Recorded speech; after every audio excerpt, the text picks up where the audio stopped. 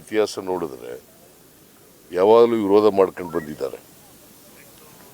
ನಾಲ್ವಡಿ ಕೃಷ್ಣರಾಜ ಒಡೆಯರು Miller commission ಆಯ್ತಲ್ಲ, ಅವತ್ತು ಆಯ್ತು 100 ವರ್ಷ ಆಯ್ತು. ಈ ವರ್ಷ 2025ಕ್ಕೆ 100 ವರ್ಷಗಳಾಗ್ತಾ ಇದೆ. ಇದರಲ್ಲಿ ಜನಗಣತಿನಲ್ಲೇ ಜಾತಿ ಗಣತಿ ಮಾಡ್ತೀವಿ ಅಂತ ಹೇಳ್ತಾರೆ.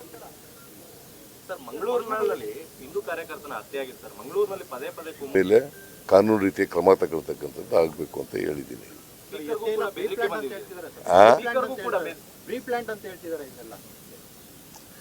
ಆದ್ಮೇಲೆ ಗೊತ್ತಾಗುತ್ತೆ. ಬಿಜೆಪಿ ಹಾಗಾದ್ರೆ ಈಗ ಒಂದು 15 ಒಂದು ವಾರದ ಹಿಂದೆ ನಮ್ಮ ಲೀಡರ್ ಒಬ್ಬ ಹೋಗಿದ್ದ ಅಲ್ಲಿಗೆ, ಕಾಶ್ಮೀರಕ್ಕೆ. ಬೇಡ, ಪೊಲೀಸ್ನವರೇ ಇರಲಿಲ್ಲ. ತಿಳಿಸಿದ್ದೀವಿ. ಯಾರು ಬೆದರಿಕೆ ಕದರಿಕೆ ಮಾಡ್ತಾರೆ